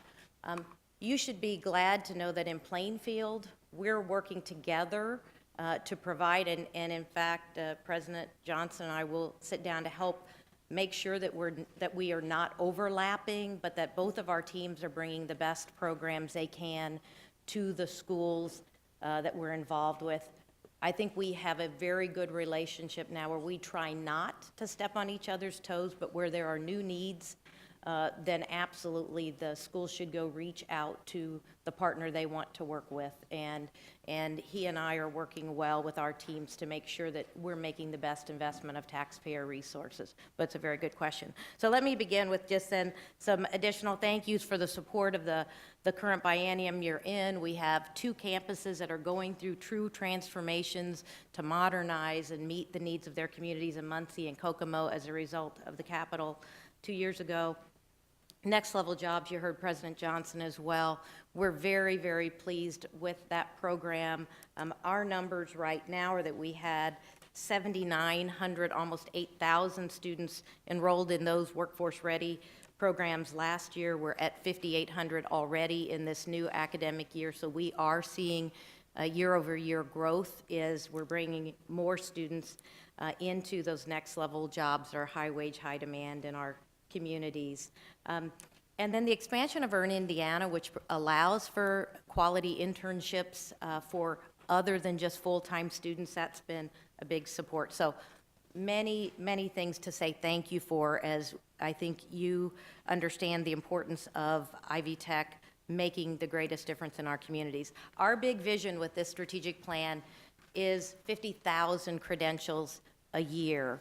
Now, backtrack to say when I got here it was 19,900 and 21,000 last year, and you're going to see a new number in here for this year coming. But we set this, if we go to the next slide, based on what Indiana's workforce need is. We know that Indiana's trying to get to the Lumina goal. If you heard Commissioner Lubbers, the CHE and the state has adopted that Lumina goal, but also that means 1 million more jobs we know will, in the next 10 years, need something, most of those jobs requiring something over a high school diploma. We've estimated that 50,000 a year is the gap that Ivy Tech needs to provide in that space, in that sub-baccalaureate space to support Indiana, and thus we adopted the 50,000 as our big goal, which is a big increase from where we are. But I wanted to, in the next slide, give you a look at who Ivy Tech's students are, because sometimes when we're thinking, and you're going to hear a lot of presentations today about college students, well, they don't all look alike. At Ivy Tech, you'll see that 2/3, more than 2/3 are part-time. Their average age is 27. They're just over 30 when they graduate. 50% are Pell eligible. That's of those who do a FAFSA form, 50% will be Pell eligible. That's down from several years ago when I got here. It was in the 60s, but that means the economy's coming back. So, and again, more of our students are working. Again, of those that are Pell eligible, we can't tell of all of our students, but if they did a FAFSA form, we can tell dependents. 1/4 of them have dependents, so when we know our students are working, they're part-time, they're working, and they have children. You'll see that 32% are full-time and 8% are first-time full-time, and I say that because that's where IPEDS gets its data on who's graduating on-time completion. So when we're being measured on on-time completions, it's that 8% number that you're seeing. That said, I want you to see the metrics that we have. With our strategic plan, we're not taking a pass on anything. We know we have to do better. So you will see our fall to spring retention. Our goal was 70%. We are on that, made that for last year. Fall to fall retention. This next year, goal is 50%. We're at 48%, not quite a final number yet. Our revenue generating headcount by far is the hardest lift we have, with 3% unemployment and some below in areas, but as a result, we are really working to bring every student back, not just the traditional 18-year-old, but that working adult, and some that are not, like Department of Corrections. And I'll talk more about our Gateway to Work program with FSSA, those who need a better job. So enrollment, you can see our target this year is 100,472. We're up from last year a bit, but FTEs are still tough, full-time equivalents. But we are moving in the right direction. We've certainly bottomed out, and we think we're moving in the increase side. On completions, you can see our numbers there. Our total credentials earned last year were 25,800. I'll speak a little more to that in a second, but we are up tremendously, which is what Indiana needs of us, as are our students' on-time completions at 100%, 150%, and 300%, all indicators going in the right direction. The next is our workforce. To my knowledge, we're the only institution that measures how are our students doing when they complete. Are they going into those high-demand areas? We measure by quadrants. We call them growing. Quadrant 1, capped, where they're limited by the program, like nursing. Shrinking programs are quadrant 3, that we should have less in there. Equilibrium is where we want all programs. So we actually measure, and you're seeing the first metrics of this year, which show that 74% of our programs are in high growth areas. They are where there's demand that we can't meet with the supply of our students. Our goal is to move those into quadrant 4, meaning that they're in equilibrium. We have about the right numbers. So you can see the movements that we're making. The other metric that you don't see anyone else measuring yet, but we're able to do with Department of Revenue and DWD's support, is what are the wages of our students when they complete? Now, last year we measured this for the first time. It was 38%. This year it's 45%, which means it's a great leading indicator that says we are getting students to go into those high wage, high demand areas. And I'll show you that in a slide very shortly. But the increase, we'd like to see 80% of our students over the next 5 years earning above the state's median wage, and realize that median wage is going to keep increasing on us, but we believe that's why they're in school with us, and we need to be held accountable to ensure that that's what is happening when our students are 1 year out. We also do an employee survey on engagement, so we measure how we are as a great place to work. And then finally, the financial metrics, days on hand, the goal is 180. That is, those reserves are everything, including the pennies in the couch that are not committed, so that we're at 192 days. Reserves, we ask to hold 3% each year. And then finally, our healthy foundations and grants, the goals there again have met and exceeded goals to provide philanthropy where we can to support the efforts of the college. And then finally, we are measuring in Goal 7 how well we are meeting specific community needs. That's underway. We surveyed 10,000 community leaders across the state of Indiana. More than 1,000 responded, and those are being calculated as we speak. So, the important to you, when I came in as president, I said I would not come to the legislature and ever ask for a penny more than we needed. Thus, that meant internally we needed to do everything we could to be good stewards of the investments you made with us. And so this is a great time for me to report on what we have done. You heard 2 years ago, some of you heard me talk about 1 million square feet that we could eliminate across the college. Well, I am pleased to announce that we are now at 420,000 square feet that we have sold, no longer have control of, and we have a plan to get to that million. We have 2 facilities that are up for sale right now, and we will continue to right-size Ivy Tech in each of the communities. The goal is not to leave any communities, and we have not. Our intention is to be there, but to be the right size and a good use of resources. In this year's salary plan, we did not give overall raises. We increased the salaries of our lowest paid employees to $30,000, so they all got increases. The bulk of our employees got a lump sum one time, so it didn't go into the base. And senior executives took zero this year, knowing that we need to be great stewards and we need to be in a position to remain financially strong. We implemented internal performance-based budget models, restructured over the last year from those 14 regions to 19 campuses. Each campus now has a budget they own, and it is done on performance as you would expect. In fact, it mirrors completions, enrollment. It is very close to mirroring what the state's performance funding model is, so that is underway. We've reduced our retirement contribution for new employees. We've reduced, over the 2 years, 148 full-time employee headcount to be the right size in each community. And we're going through a realignment of all of our back office activities. We have over 21 functional areas that we're examining whether we need to do them on 19 campuses or could they be hubbed or consolidated in ways that are more effective, and that work is underway. The goal there is to make sure that our back office processes are done as efficiently as possible so that the campus can invest more in front student-facing activities like advising, like college connection coaches, those things that help our students be successful.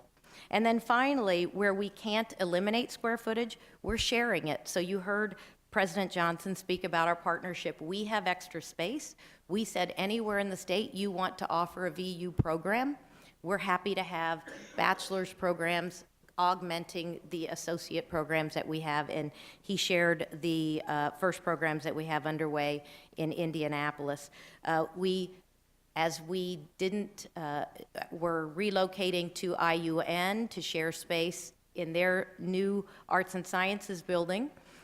We are eliminating the old Gary campus and then taking the technology programs and moving them to the Gary Career Center, which is helping the Gary schools have additional financial resources coming into them. That is working well. We have Work One in a number of our campuses, Goodwill Excel Center as well, but it gives you a good example. Now here's the very proud leading indicator of the work that we've done the last 2 years and how it's paying off. Last year, we awarded 25,803 certificates, technical certificates, and associate degrees. And as I said, that's up from 19,900 2 years ago, 21,000 the year before. The really exciting is this slide. This is where those credentials are. As you know, you've tasked us to be workforce aligned. We are doing that. We saw a 75% increase in information technology. That's over 1,000 credentials in information technology, more than 4,900, almost 5,000 in business, logistics, supply chain, 5,500 in advanced manufacturing, and 3,500 in healthcare. So very healthy increases in the areas that you would want and what employers are asking us to do. And how we get there is on the next slide, the aligning to our workforce needs. These are the 4 quadrants that you saw mentioned in the metrics. It's how we align all of our programming. It's either a quadrant 1, 2, 3, or 4, and we hold all of our campuses to doing that with their specific programs. I'll show you on the next slide, statewide, we have some quadrant 1 programs, but I will say very specifically, every campus has its own. But you wouldn't be surprised that these would be the kind of programs you would expect in quadrant 1, like advanced manufacturing, supply chain logistics, all of those in IT. Likewise, we have some shrinking ones. So the program review process that we go through is each campus looks at the need on their specific campus. These are ones they are eliminating this year. And then I would say the others, anything that's in a quadrant 3, is going to be right-sized. So campuses may not need to eliminate it, but they need to shrink it. So what you're seeing here is just an example of the efforts we're making to make sure every campus has the right program, right place, right size. I do want to share just a few of the very, what we call proven and promising practices. You may have heard that we have shifted and are shifting to becoming predominantly 8-week courses. We know that student success is higher in an 8-week model. In fact, it's about 10% higher in pass rates and about 5% less in drop rates. We know there's a 10 or 12-week area where students are no longer able to hold the world back, and they tend to drop courses. We saw that data internally. We knew it a year ago. We had one of our academic affairs retired vice chancellors do a white paper and do some nationwide work, and we found other community colleges find the same thing. We went down, took 17 of our team members to Odessa, who has moved from one of the lowest performing community colleges in the state of Texas to now being a rising star with Aspen. Here's the fact at Odessa now, their part-time students are graduating faster than the other community colleges' full-time students in Texas. Largely, not all, but due often to these 8-week formats where students can continue to move forward. They line up the classes 1 to 20, and you move more successfully through the programming. We went from 19% last fall to 31% this fall, and over the next 3 years, we will be predominantly 8-week. Not 100%. There are some programs that still require, because of their accreditation and their programming, the 16-week format, but we will continue to move in that way. And we saw, in fact, just exactly that with our first 8 weeks this first half of this semester. Achieve Your Degree is our Indiana Chamber endorsed program across the state. More than 150 employers are part of that program. It is to attract the adult worker back, and we have in that 1,500 to, looking at Chris Lowry, students in the Achieve Your Degree programs across the state. That's still one that we want to launch bigger, but it is very concierge, and it is done with employers, encouraging their employees to skill up. And if you remember, the tuition is paid at the end. The employee never pays out of pocket. Very important, because low-wage employees don't have $500 or $1,000 to pay up front. So that program is working well. Department of Corrections partnerships, you might see in that picture there, that's Governor Holcomb at the Madison Correctional Institute. We have over 100 women who have taken CNC and welding credentials. These are certifications.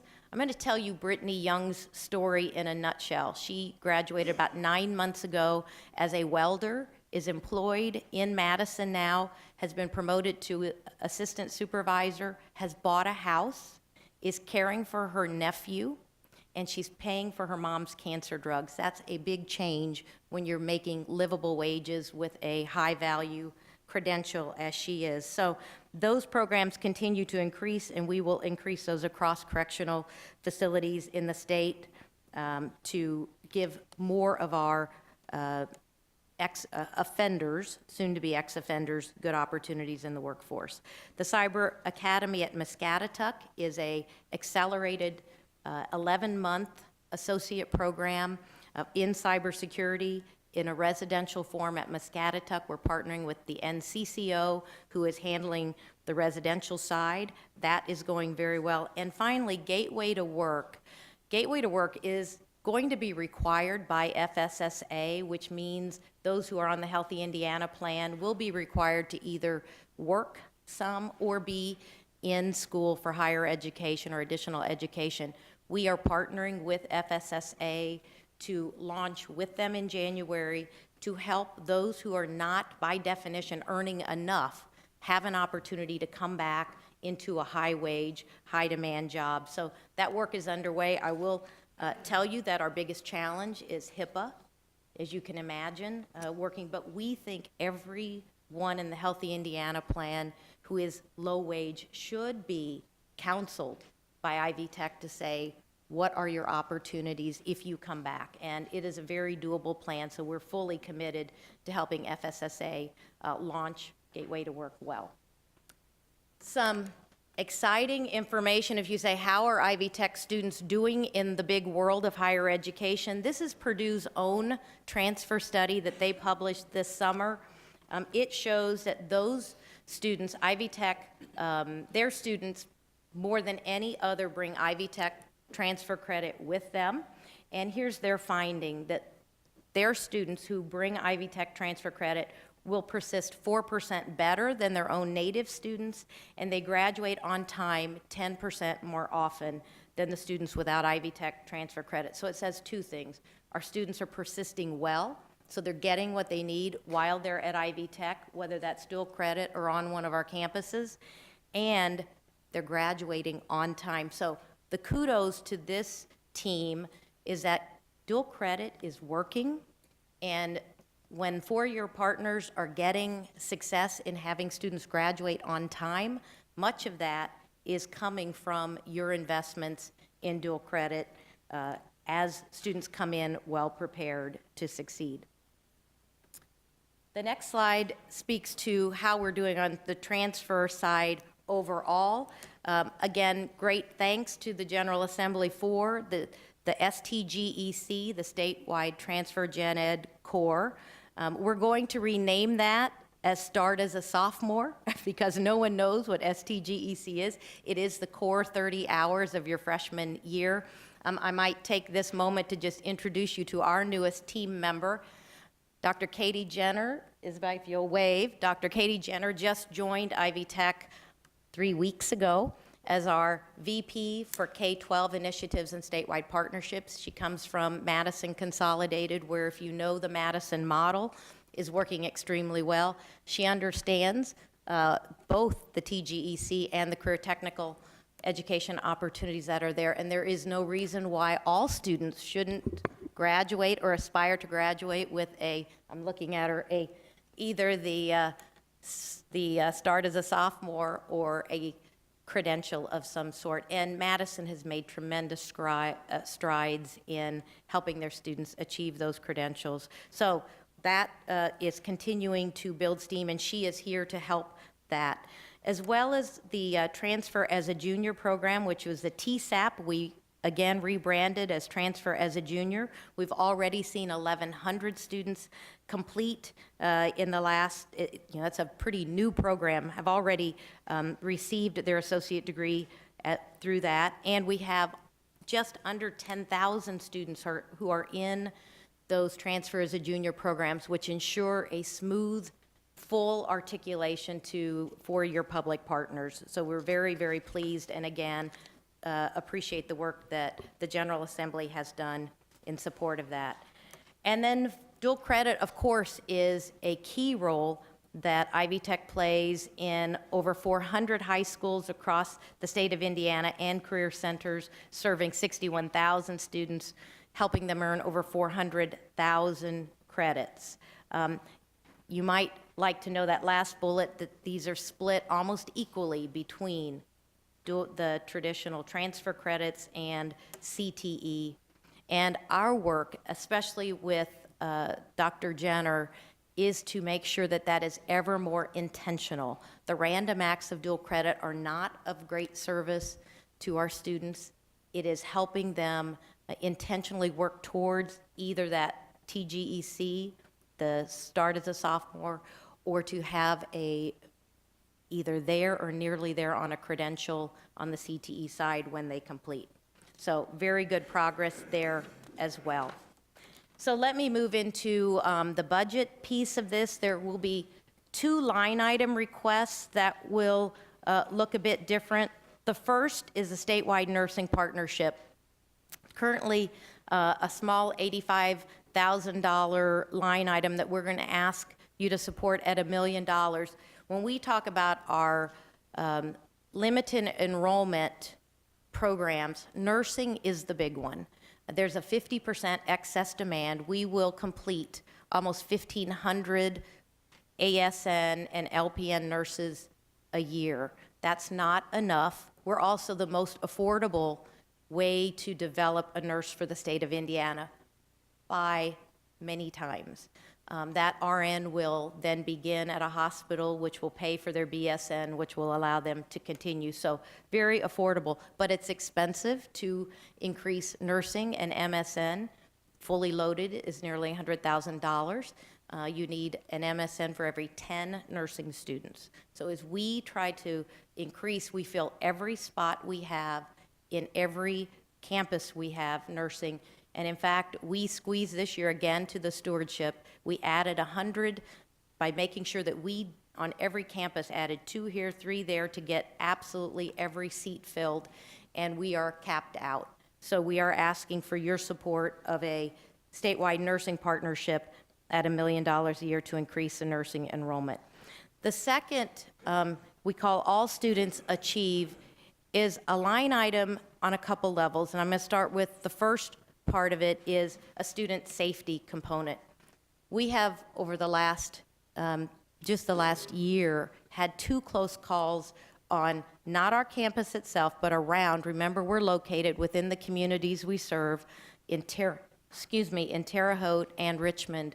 We had a shooter in one case in the woods at Richmond. We had a shooting across the street in Terre Haute.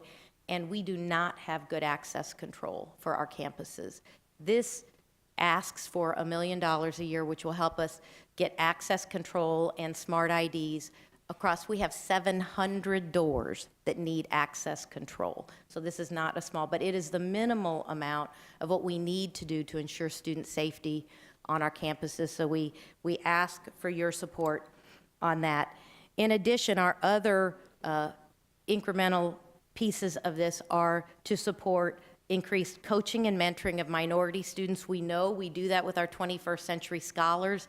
It makes a difference. We'd like to expand that to all of our minority students.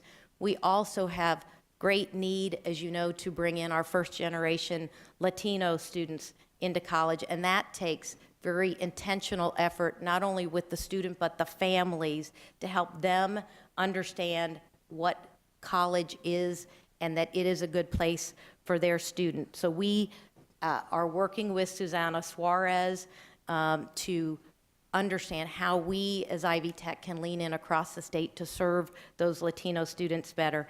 And then finally, we have work to do to make sure that all of our campuses have culturally sensitive to all of that, all of the students that we serve in each of our communities. So that is a line item request.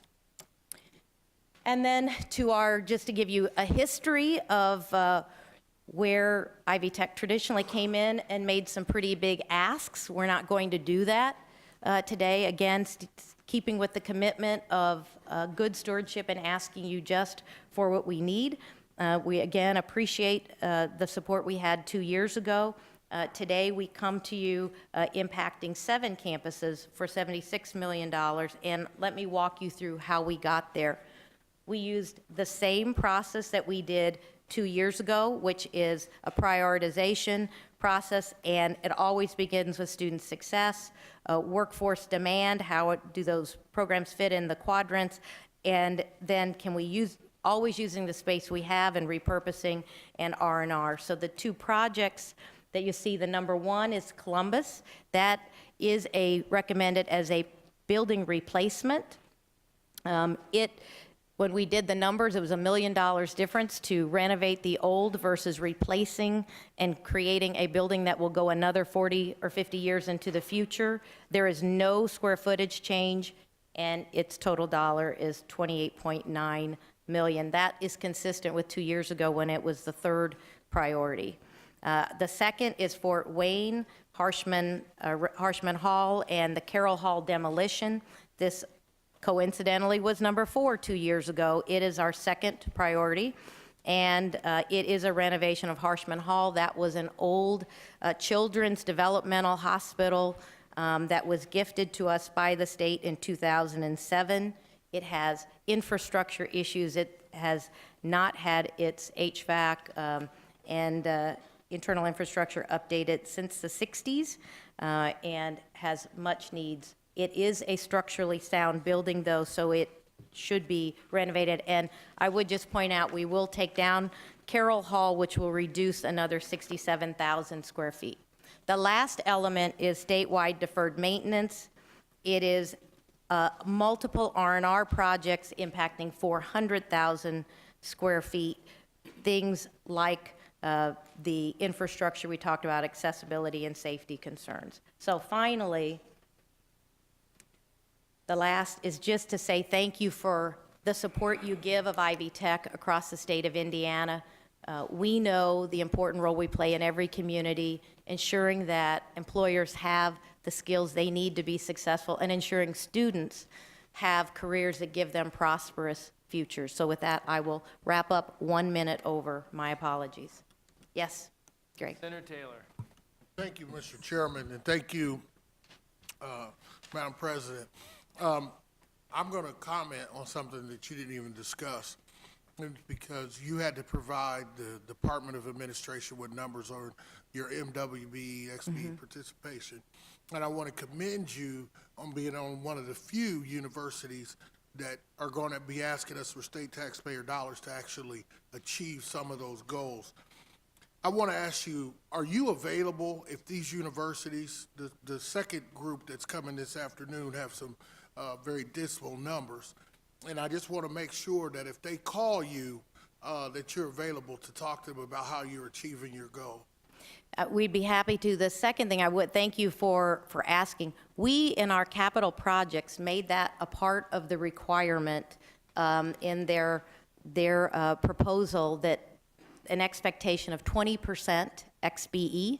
And though those numbers, those projects are just beginning, so we don't have numbers for them yet, we expect very good returns on that, and we'll continue to take that approach. In fact, they have financial dollars at risk if they don't meet that 20% goal. So Senator Taylor, we'll continue to work. There's more we can do inside, including helping. We know we have more minority vendors than actually apply for the certification. We will work with IDOA and those vendors on that, but thank you for recognizing the effort. Well, let me say this. I wasn't talking about just your capital program. I want to talk about two other categories that we don't talk about a lot. One is professional services, and the other was goods and services. You did that without having a capital program. So that's important. And I want to make sure that you're recognized for it. Thank you. Because we tend to recognize people for not doing it, and I want to recognize the groups that do it. Thank you. So thank you very much. Senator Brown. Thank you very much, Mr. Chairman. How are you able to track the students as they leave Ivy Tech and go on to these other institutions? Are you talking about employers or other institutions, the transfer? Either or when they transfer, right, to go on for a 4-year degree or whatever they're going to get.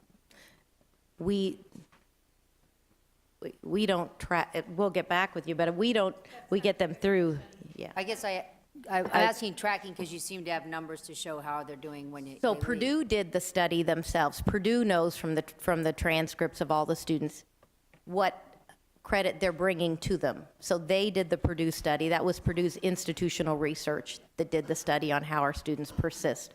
We would love for all of the institutions to do that study, but that's how we know. So for you, Vincennes, any other workforce development credentialing program, you have to depend on the receiving institution to share that information with you, and that's not always the case? Well, the Commission for Higher Education receives the reports from all the institutions. So for example, the completion report is a report that they do, and the information is also submitted to the National Student Clearinghouse. So we can get information through the National Student Clearinghouse to do those reports. And then our institutional records divisions can get that information from CHE. In addition, we share information with DWD, and they share information with us. That's how we're able to track. So through the institution to CHE, back to you, from the institution to the Student Clearinghouse, back to you. Never direct. Senator Brown, it would be wonderful if we had a statewide data warehouse that pulled all that information in, but we don't have that capability today. We don't have the capability, but is it legally possible to do it? There's no federal privacy for students There that you would be can't do it? FERPA potentially, unless it was treated like we do with DOE, where the schools, students change schools there and they can share that information. It would, And we do have individual MOUs with institutions on data sharing for specific purposes. Right, right. I guess my concern is we do that with K-12, every student has a number, but for some reason we don't do that. Okay, I have another just quick question with respect to Hirschman Hall, which I appreciate is number 2 in your priority. It was not listed in CHE's budget. However, they too have been on the list for a long time, and it is not a new building, but it's also going to reduce the footprint and save the money in the long run. So I appreciate Carol your Hall keeping would, it. thank you. Hirschman Hall. Yes, Harshman Hall is important to the square footage of that, is important for the Fort Wayne campus, which is a meeting strong demand in the Northeast Indiana community, and we are very supportive of that project, and thank you for your support. Thank you. Any other questions? All right, thank you. Next up is University of Southern Indiana, President Roshan. I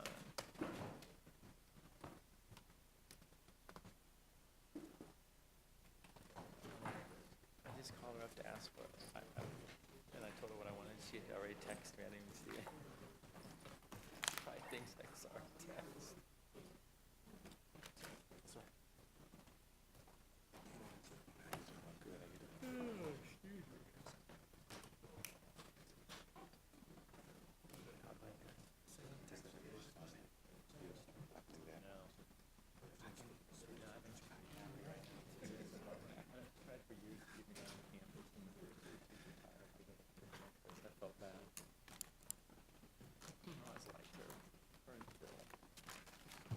They take you out to dinner once a year.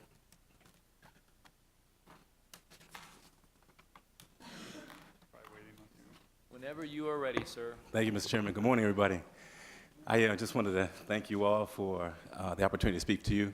For those of you who I have not met yet, my name is Ronald Roshan. I'm the brand new president at USI. Just started my tenure July 1 and served as provost the previous 8 years at USI. So I know the campus extremely well. I'm still learning my new post, and it's been exciting. I wanted to actually just make a first request, just to thank everyone for the kinds of investments that have taken place at USI over the many years prior to me becoming president. The kinds of investment that have assisted our university to advance with our mission and our goals has been extraordinary. I have made it my business to drive around the state, and I've been trying to meet as many people as possible, shaking hands and listening to stories about what folks know about USI, but also trying to convey some information pertaining to the gaps that I have been finding, to be interesting. So just telling the story has been very important to me, and I'm very thankful for the opportunity to meet with folks. And I want to just thank you all for your investments in our campus. Real quickly, though, I just wanted to maybe just discuss with you our strategic plan. We have 3 goals that were identified by the university community. These goals were developed by faculty, by staff, by the administration. We identified folks to go ahead and identify some ways in which we can just enhance the campus's footprint. The first one is excellence in learning for the entire USI community. And when we talk about that, we're talking primarily not only about our student body, but everyone at the campus being engaged and involved in professional development, having opportunities to develop themselves so we can remain cutting edge with regard to our deliverables. Access and opportunity by design is something that's unique to USI in ways in which this campus was developed by the state because of investments in the southwest corner. It was just incredibly important to provide higher educational access to that population. 41,000 alumni that are living from USI, and among these individuals, they live across the entire globe. However, 71% of our alumni live in Indiana. 71%. And also 77%, reside in southwestern Indiana, 11 counties: Du Bois, Pike, Gibson, Posey, Vanderburgh, Warwick, Spencer, Perry, Knox, Davies, and Martin. And so the kind of impact that you all have had on the state of Indiana has been telling. but to be able to report to you that we are able to retain this talent within the state, within this part of the state, is also extremely important. Purposeful and sustainable growth for our campus is something that we are extremely proud of. I will tell you that the campus, while I was serving as provost and Dr. Bennett was president, we made a very strong decision about our student body, and we then indicated that we were no longer going to be admitting conditional admit students.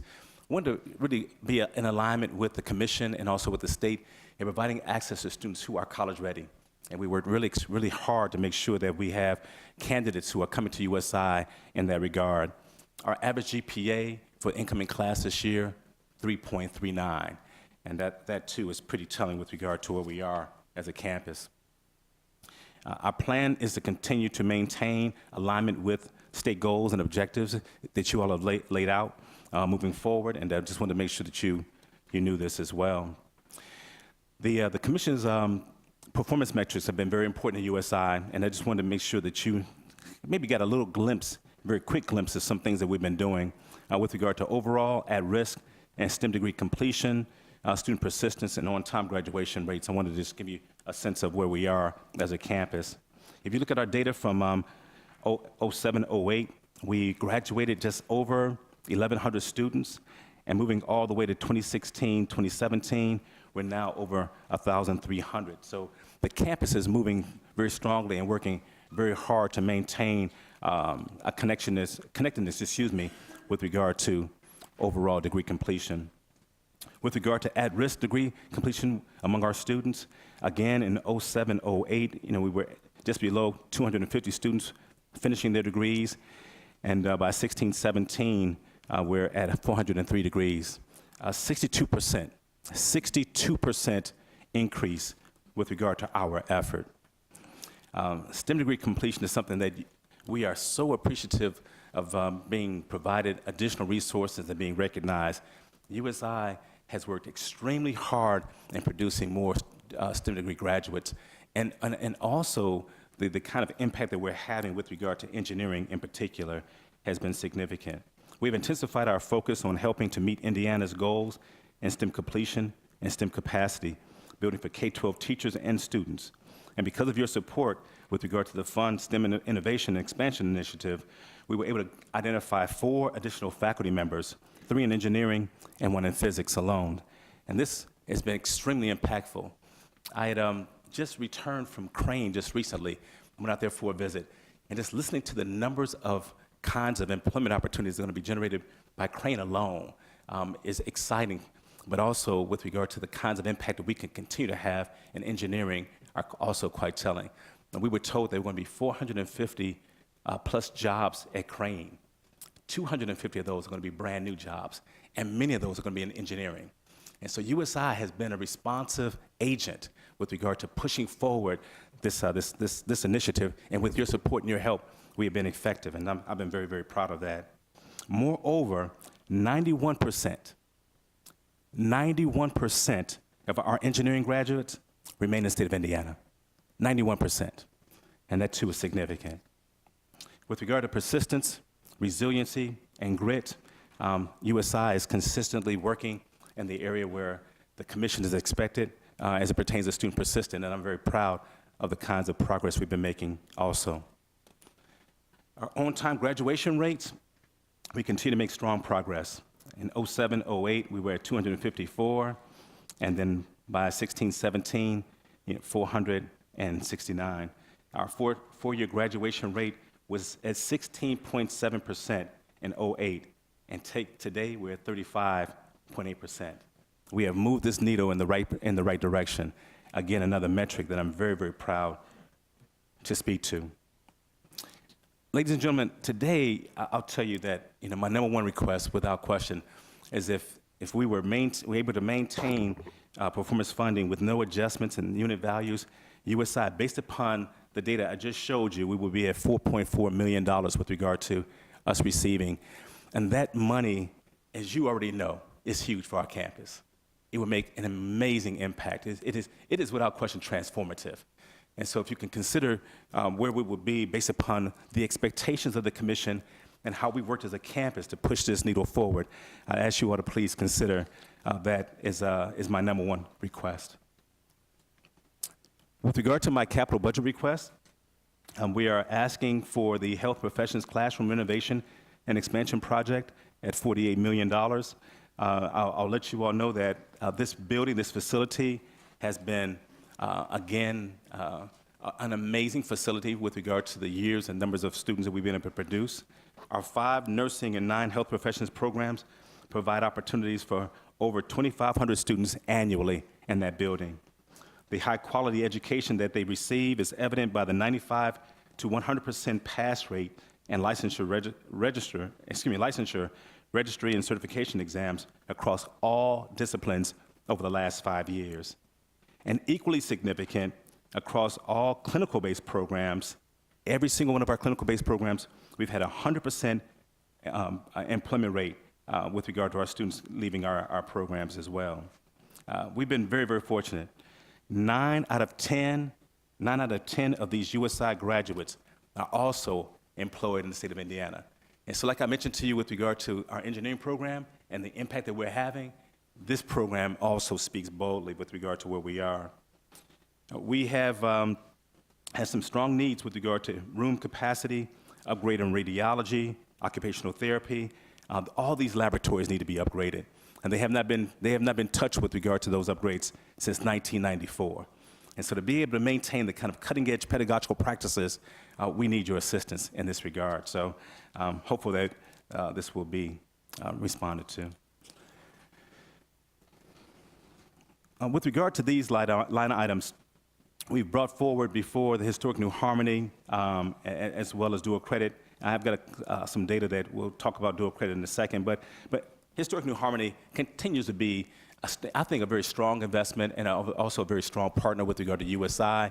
The kinds of activities that K-12 schools are able to utilize, our own faculty are able to get out to New Harmony and provide the kinds of research opportunities, teaching opportunities for this community. Our students get a great deal from New Harmony, and I'm a strong proponent of this program. I wanted to thank you all for the campus security enhancements. Many of you remember that we are still the only public institution, four-year public institution in the state of Indiana without a sworn police officer pool on campus. And so the resources that you provided us at $750,000 allowed us to partner with our local sheriff's department. This has been huge for us. And so we now have 5 sworn sheriff officers on campus every day. I will tell you that when Steve Bridges, our CFO, announced that to our campus community, it was rounding applause, just resounding applause from everyone. Knowing that folks care about the safety of the campus and want to enhance the safety of the campus is something we very much appreciate. The STEM Innovation Expansion Initiative, I'm asking if this one, as well as the campus security, can be rolled into our base budget. Wanted to make sure that you knew that USI continues to support the Commission's initiative on increasing college readiness of high school students. This slide shows that dual credit as a proxy. It facilitates both college readiness and on-time graduation, and USI is along that line. Let me close with one other request with regard to the budget. This was an item that the Commission did not push forward, but I wanted to speak to it again just to let folks know that this is extremely important to us. Looking at the numbers of students of color at our campus, we have struggled hard to attract students of color to our university, retain them, and also graduate them. If you look at the next slide, I'll show you that these numbers right here are something that we are very much concerned about, a number of African-American males and females, but males in particular, who are attending USI and graduating. These numbers have to be reversed. We have to invest in this initiative and find ways in which we can attract these young men and women to our campus and make sure that they're successful. But if you look at the graduation rates from fall 2010 to fall 2013, we're moving in the right direction, but still at a snail's pace. This program that I'm asking for consideration is a program that speaks to an opportunity to bridge opportunities for students to come to campus, be involved in academic classes, be involved with full-time advisors, but learn very quickly about acclimating to a new environment. Having students come and understand how significant their preparedness for the fall semester is huge. And so we really believe that with regard to the starting a program that will allow students to come to campus for a 7-week period, be involved in classes that will actually count toward their degree, will be huge for us and huge for them. It also builds relationships. It builds trust. It builds an opportunity for students to become a bit more comfortable in this new space. And so we're asking for an opportunity to develop this program and to build upon it. The program itself will be at a $250,000 annually, and it would allow us this opportunity to, I think, move this needle that I showed you from the first data sheet in a very, very strong way. USI is committed to this initiative. I've identified through the CFO's office ways in which we can get teeth in the game as well immediately by committing $30,000 to this program. But I think that allowing us to really focus on this area will build an opportunity for folks to really kind of think about Southwest Indiana much differently. And we are very sensitive to that history and also the reality that we want to do much better in this regard. So any assistance would be greatly appreciated. I bring this last slide to you as a slide of celebration. USI, like any other university campus, we get excited about commencement exercises. We get excited about the fact that students are engaged in their craft, their discipline, and working toward this culminating activity, this exercise. Having first-generation students walk across the stage and listen to their families celebrate them is somewhat significant. One of the unique things about USI is that 94% of our students graduate with some kind of unique experience that's involving internships, externships, experiential learning, some kind of engagement that's going to put them in a very good positioning piece for employment, and then also maybe even for postgraduate work. And USI has been recognized by the Carnegie Foundation for that work, for that effort. And it makes me extremely proud. I've been at USI, as I mentioned to you all, since 2010. And I will tell you that I've been fortunate enough to work across the country, from beginning with the state of Texas, Washington State, Wisconsin, New York State, and now Indiana. This has been the most unique place I've ever worked as a professional, as a professor and as an administrator. This place is caring, it's compassionate, it's uniquely positioned to continue to do some transformative things. And the piece that I'll close with is that the exciting component about USI is that we touch lives in the rural community and also in the urban community. And to be able to do that effectively, bring a community together and utilize the talent pool that we have, has also been exciting. I visited with Senator Mishler just recently, and he and I were having a discussion about the positioning, the location of USI. And quite often, I hear folks talk about how much they don't know about us. I hear folks say that, it's kind of out of the way. I get that. The one thing that we will not do at USI is whine about where we're located. We are what we are, and we're proud of it. We love it. What I'm going to do as president is come to you all. I welcome your invitation to come to you, to talk about our campus, to tell you about what we do that's important, that's transformative.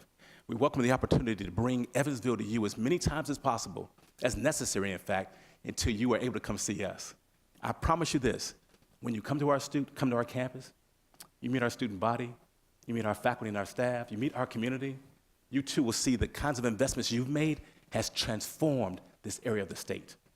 And so I thank you for your time. I thank you for the ability to be a part of this conversation, and I welcome any questions you may have today. Thank you. All right, thank you. Thank you. Mr. President, thank you for your great presentation.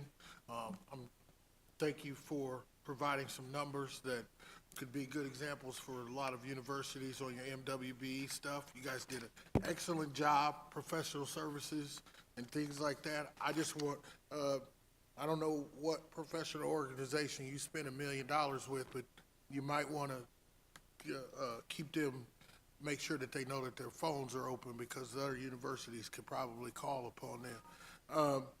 The $250,000. Yes.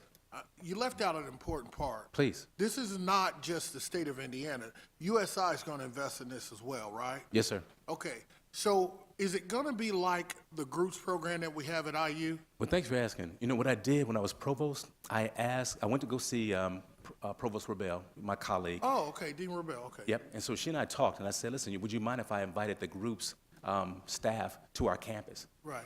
They were so gracious. They came to USI, spent an entire day with us, Right. and began to talk to us about best practices and also mistakes that they've made over the years. And so they have really been great mentors for us in developing this initiative. Well, thank you. Mr. Chairman, the program that he's talking about funding here, the groups program at Indiana University is one of the tops in the country. And it's important to understand that that program actually cuts down on the disparities of graduation amongst minorities and majority students. And if you were to take a perspective and look at when you do that on a college campus, the average percentage of graduation goes up significantly because you've lowered the disparity amongst the minority group and the majority group. And for $250,000, I can just tell you, we're going to get a lot better result on graduation just by having those students come one summer early during the summer and go through some programs and get credits. So, you know, I appreciate you starting that.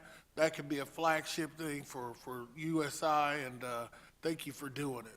Thank you. Yeah. I'm excited about this initiative. Thank you very much. Any other questions? Thank you, Mr. Chairman. Thank you for your time. You have a good day. We're going to go ahead and we're going to break for lunch, and we'll reconvene at 1:30. So at this time, we'll recess.